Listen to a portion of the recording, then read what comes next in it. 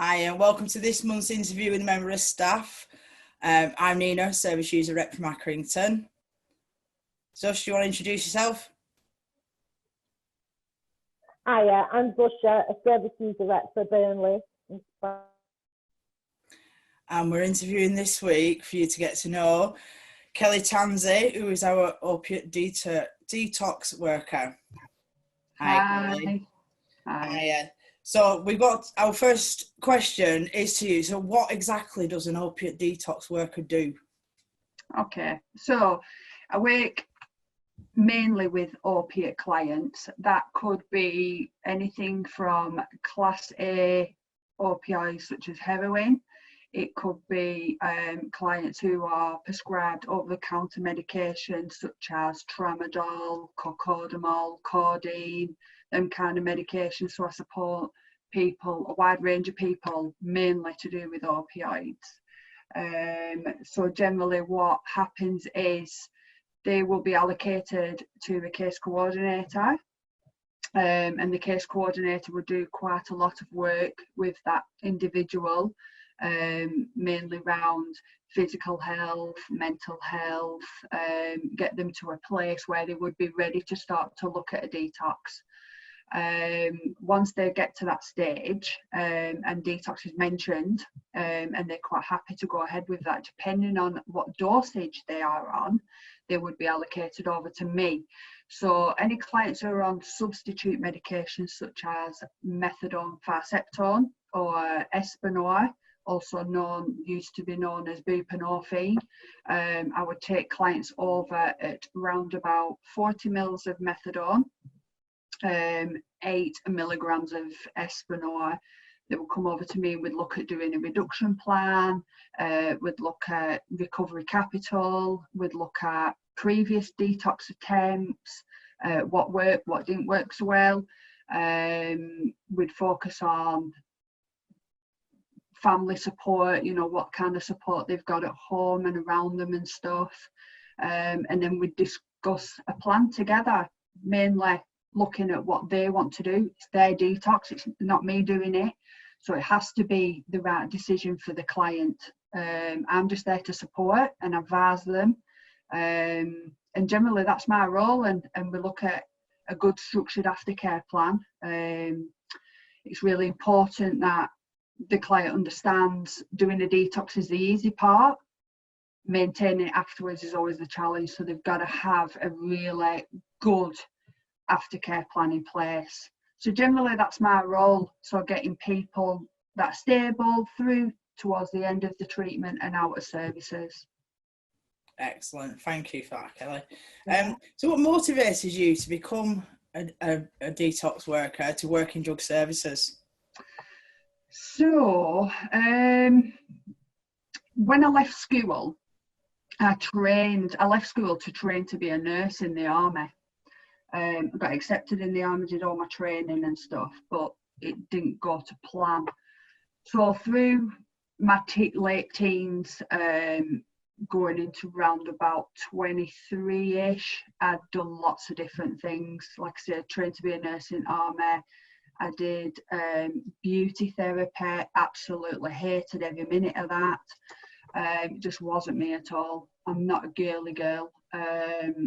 And then I had my daughter, but not long after having my daughter, I lost my dad to alcohol. He'd become a quite heavy drinker.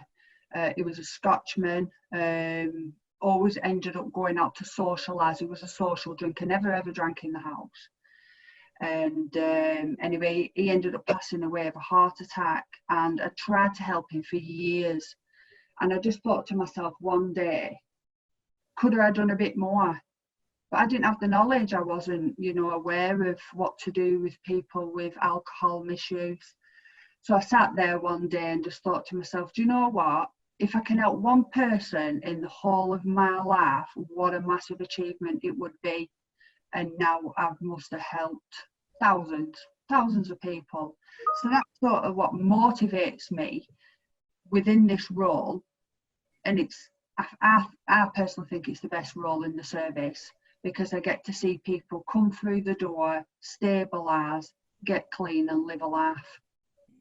And that's my motivation. That's become my addiction now, if you will. So That's yeah. brilliant. Excellent. So who is Kelly Tansey the person? So what are your likes, what are your dislikes? What are my likes? Food. Love food. Good food, good healthy food, meat, veg, that kind of stuff. Love being around my pals, laughing, love to laugh. If there ain't a day that I ain't laughed, it's not been a good day. Love to be cheery, love to be around my family. Happiness and wealth, and well, not wealth, but well-being. Disliked, don't like rude people, bad attitudes. I always think to myself, speak to a person how you expect to be spoken to. And that's my theory in life. I don't really dislike many things. Or tomatoes, they just should be taken off the planet because they're just poisonous and it's ridiculous. So yeah, tomatoes, I hate tomatoes, I dislike them with passion. Excellent, that's fantastic. So what hobbies do you have? What do you do in your free time? Before COVID, Yeah. Socialising, like to go out for lunch, stuff like that, spending time with my family. Big pool player, love playing pool, been in many competitions in pool. Won a lot of games in pool as well. Quite sneaky with the pool. People look at me and think, oh, she's a girl, she can't play. And yeah, I've whooped a few backsides in my time. Used to be in 2 pool leagues. I used to play for the women's league and the men's league. And that's something again that I want to get back into once all this COVID stuff's out of the way. But yeah, mainly pool, spending time with family, socialising, that kind of stuff are my best hobbies. Fantastic. What is your best holiday destination you've ever been to and why? Egypt. Absolutely love Egypt. So anybody who knows me, I was due to go to Egypt in August this year. Got confirmation that I was going on holiday on the Friday, so I ordered everybody's clothes online, and then Monday got an email, sorry, you're not going on holiday. So I was devastated. Just the place itself, it's just so beautiful. I had a really big phobia of the sea. And the first time I ever went to Egypt, I'm all right in the sea if I have a mask on and a snorkel so I can breathe and see what's around me. Any fish come near me, I'd freak out. But it was just different, you're floating around because obviously it's the Red Sea. You can't sink, so that's always a bonus. And just all the beautiful coral and the fish, and it's just an experience that I've never ever thought I'd get to see because of the phobia of being in the sea. But yeah, I just love it, and I just thrive to keep going back there every year. And I went deep sea diving and stood on the bottom of the ocean as well, which I never thought I'd ever do. So yeah, Egypt. If you can get to Egypt, go. It's amazing. It's well good. Right, that's awesome. You're going to like this question. Special talents. So at our Christmas party last year, you did a rendition of 12 Days of Detox. For anybody who wasn't there, it was hilarious, absolutely hilarious. I can vouch for that. Who had input into writing that? And for those who've missed it, could you do as a rendition now? Yes. So obviously twice a year, we like to celebrate the clients that have been through service and come out the other side. So we always do like a celebration event. It's usually around about summer and again at Christmas. And last year's Christmas event was at the town hall. And it was a fantastic day. There were loads and loads of people there. And I just wanted to bring something a little bit different that nobody's ever seen before. So I come up with the idea of building my job into the 12 days of Christmas. So I sat and I racked my brain and I came up with this song with the help of Liam Levi playing his guitar in the background. And we changed a couple of things because it was quite hard to write a song, you know, if you haven't got that talent. So yeah, do you want to hear it? Let's great. Okay. I'm not going to sing it because I can't sing, but I will read it. On the first day of detox, Kelly gave to me a fresh start and a bit of sanity. On the second day of detox, Kelly gave to me 2 restless legs and a fresh start with a bit of sanity. On the third day of detox, Kelly gave to me 3 Hep B shots, 2 restless legs and a fresh start with a bit of sanity. On the 4th day of detox, Kelly gave to me 4 detox pods, 3 Hep B shots, 2 restless legs and a fresh start with a bit of sanity. On the 5th day of detox, Kelly gave to me 5 burning rings, 4 detox pods, 3 Hep B shots, 2 restless legs and a fresh start with a bit of sanity. On the 6th day of detox, Kelly gave to me 6 rattling meds, 5 burning rings, 4 detox pods, 3 Hep B shots, 2 restless legs and a fresh start with a bit of sanity. On the 7th day of detox, Kelly gave to me 7 days of valleys, 6 rattling meds, 5 burning rings, 4 detox pods, 3 Hep B shots, 2 restless legs and a fresh start with a bit of sanity. On the 8th day of detox, Kelly gave to me 8 check-in calls, 7 days of valet, 6 rattling meds, 5 burning rings, 4 detox pods, 3 Hep B shots, 2 restless legs and a fresh start with a bit of sanity. On the 9th day of detox, Kelly gave to me 9 clucking clients, 8 check-in calls, 7 days of valleys, 6 rattling meds, 5 burning rings, 4 detox pods, 3 Hep B shots, 2 restless legs and a fresh start with a bit of sanity. On the 10th day of detox, Kelly gave to me 10 peers, 10 mentors mentoring, 9 clients clucking, 8 check-in calls, 7 days of valleys, 6 rattling meds, 5 burning rings, 4 detox pods, 3 Hep B shots, 2 restless legs and a fresh start with a bit of sanity. On the 11th day of detox, Kelly gave to me 11 NA meetings, 10 mentors mentoring, 9 clients clucking, 8 check-in calls, 7 days of valleys, 6 rattling meds, 5 burning rings, 4 detox pods, 3 Hep B shots, 2 restless legs and a fresh start with a bit of sanity. Last one. On the 12th day of detox, Kelly gave to me 12 weeks of rehab, 11 NA meetings, 10 mentors mentoring, 9 clients clucking, 8 check-in calls, 7 days of valleys, 6 rattling meds, 5 burning rings, 4 detox pods, 3 Hep B shots, 2 restless legs and a fresh start with a bit of sanity. So yeah, it was amazing. But the best thing about all of that is all the clients that had detoxed within a 6-month period got up on the stage and was given a piece of paper. They didn't have a clue what was going on, and every single one of them sang it with me, which were amazing. So yeah, it was brilliant, a really good day. So well done to everyone on that. So you've been known to become a bit emotional at graduation ceremonies. Yeah. So where does that come from? Where does that tearfulness, that emotion, where does that come from?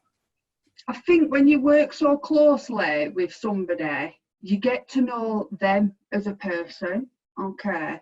So you share their trauma, you share bad things that have happened to them, you share all the good things that they've been through, and the passion and just coming through the other side and really celebrating they've made it. They've made some change. They've got themselves working towards sobriety. You know, they've got things in place, and they've done it for not only themselves, but a better living for them and the kids and the families. And it's just the best feeling in the world to see somebody come out the other side, you know. And you know, I do hear a lot, and I do see a lot, and I do my very best for every single person that I work with.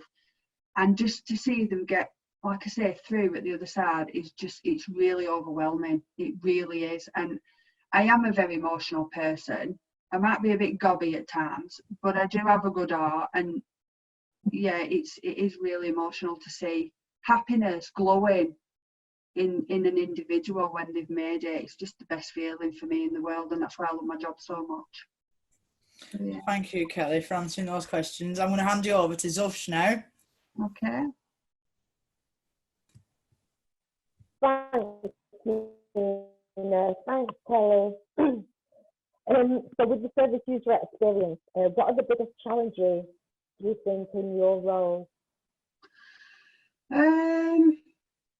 Fear, I think, is working with clients who really want to get clean, have a life of sobriety, but they're so frightened. They've got so much fear around the unknown, not knowing what to expect. You know, people that I work with who have been stuck on a prescription for 20, 30 years, and then they start working with me, and I'm discussing taking a medication away that has been part of their life for such a long time. I remember once working not so long ago with one individual, obviously I won't mention any names, who'd been in service for 38 years, you know, and the fear he had was unbelievable. You know, he was so scared because it was his crutch. It was something that has kept him well for many years, and not used any illicit substances on top. It's just something he got used to taking every single day. And we did so much work around what is this tiny bit of substance actually doing for you other than controlling your life, you know. And he did it, and I think it was Christmas last year he had his last dose, and he's still abstinent to this day. So yeah, it's a huge achievement for that individual. But one of the biggest challenges is working with people with fear, because they just don't know. But guaranteed, when they have done the detox and they realise it's not as bad as what they think it's going to be, they wish they'd have done it years ago. So, but yeah. Yeah, I understand that. Thanks for that. So what would you consider to be the biggest successes in your role? Biggest successes in my role? Working with a fantastic team, really, I think, across the whole of, you know, I cover the whole of East Lancashire, and each team that I work with are all fantastic, every single one of them. And my success is the work that they do with the individuals before they pass them over to me, you know, and I constantly get referrals through all the time. You know, one would be potentially discharged off my caseload, I get 3 others, you know, and I think that's the best success, is the fact that the program is constantly rolling all the time, you know, and I'm constantly getting referrals through. So yeah, keep it up, team. Keep them coming. Well, and what would be your ideal vision for the service users, and how far do you think we are from that vision? I think the vision I have is to save everybody. And what I mean by that is, some people who are allocated to me don't always succeed in a detox. I wish they all did, but unfortunately things happen where the detoxes have to be held, froze, whatever you want to call it. And yeah, it's quite challenging. I'd like to just put them all in my pockets and just care for them all and just see them grow and build as people, as individuals, because trust me, there's a much better life beyond this service, beyond Inspire, you know, and I just, you get somebody allocated to you, do lots of work with them, and you automatically think that they're going to do the detox is going to end and they're going to live happily ever after. But unfortunately, that doesn't always work. It does most of the time, but not always. So yeah, I think, yeah, I wish everybody could just have that, just understand, just see that there is a better life out the services.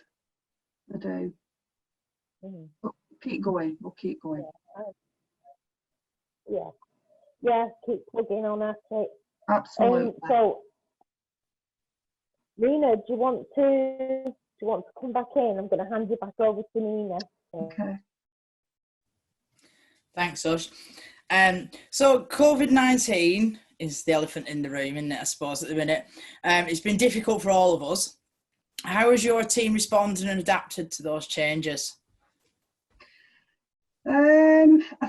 I think everybody has adapted really, really well. You know, we got put into a really sticky situation, a lot of risky situations that we had to deal with immediately. And I think because we're all such a fantastic team, we adapted quite quickly. We dealt with what we needed to deal with the service users being right at the very top of our agenda and making sure that they were safe, they were okay. You know, we were having regular contact with every single one of our service users just to make sure that, you know, they were doing all right. We found it really challenging. So imagine, you know, a lot of our service users that don't have that support, who haven't got anybody to go to supermarkets for them and stuff like that, and, you know, and being so isolated.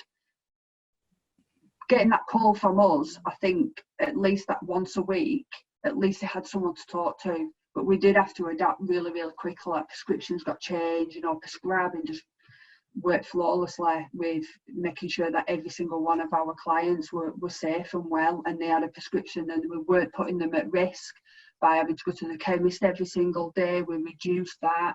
Thousands and thousands of prescriptions, you know, but we did it. And we will continue doing it, and we'll continue working against these challenges. It's like we've had many meetings, and one of the big questions in the meeting, if someone were to tell us 6 months ago that this is what we're going to have to do, we'd never have been able to prepare for it. We would have never known what to do for the best. We just literally got thrown in the deep end. We all adapted, and we all did fantastic. We did really, really well. May it continue as well, because obviously I don't think this is going away anytime soon. No, unfortunately not, I don't think. No. I want to hand you back over to Zosh, because there's a couple of questions coming from our Facebook service users. Okay. Thanks, Nina. So the first question from Facebook users is, it's a double question. What is your best and worst asset? Did you hear me? Yes, good question. I got these questions yesterday, and I said to my husband last night, what do you think is my best and worst asset? And my best asset, I think, is the fact that I am so compassionate and caring about the people that I work with.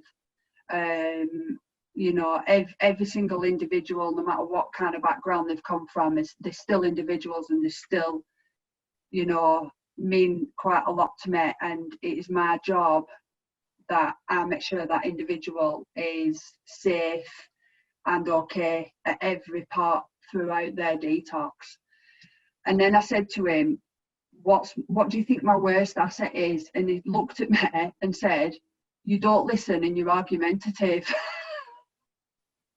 So I think they're my worst assets.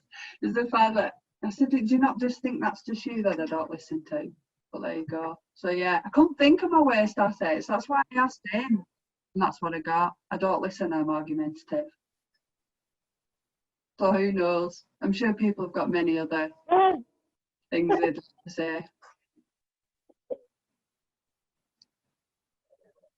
And the next one is, what do you enjoy most about being a detox practitioner? And can you share a time when you've helped someone to detox who may have been stuck? What do I enjoy most about it? Coming to work, working with a variety of different people from lots of different walks of life, getting to know that person, and seeing them grow every single day, you know, and the proudness that they hold every single day they work towards abstinence and beyond that as well, you know. And I just think that is just the best feeling ever, you know, when you see, like I said before, see someone come into service, get well, move on, you know, and just live a life. I've worked with many people, you know, every single person that comes to me. Nobody ever comes to me and go, yeah, I'm going to do a detox and I'm going to absolutely floor it, it's going to be no issues, everything's going to be beautiful and rosy. You know, I never ever get that. You always get somebody who's a little bit skeptical, a little bit worried about, you know, whether it's just a reduction, because like I say, there's many people in this service who've been stuck on a prescription for such a long time, and they're just worried about moving forward. But sometimes it's just baby steps, you know, and it's acknowledging them baby steps. And so let's, I don't know, let's give an example. So somebody's on 8 milligrams of Espinol, for instance, and they've been stuck on that for 10 years, you know, and they're comfortable on that. Why should they move? You know, and and sometimes I'll say, well, why don't you try going down to 6 and seeing how you feel? If it don't work out, put you back up to 8. Let's just give it a shot. You know, and sometimes you just got to do the little baby steps, and before they know it, they're down to 0, and they're like, I can't believe how well I feel. I really can't believe it. I really thought it was going to be really bad, you know. See, a lot of people look at detox as a rattle. Detox is not a rattle, it's the opposite. You know, each reduction that they do, their body is adapting to that reduction, so it gets used to it. You know, we're not snapping nobody off any medication. It gets, you know, reduced down, and towards the end, the worst they're ever going to feel is like they've got a slight cold if it's done correctly with the support from myself and it's managed, you know.